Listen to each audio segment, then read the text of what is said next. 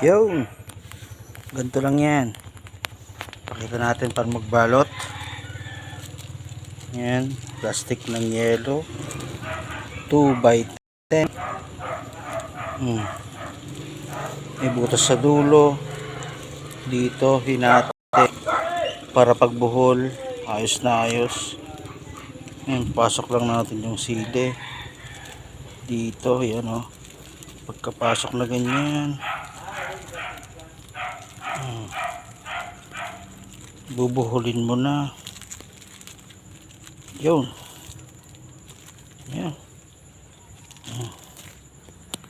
Okay na. Nabalot na yung ating sili. Kasi kung hindi, ganyan. Ganitong mangyayari. Dami na nasira eh.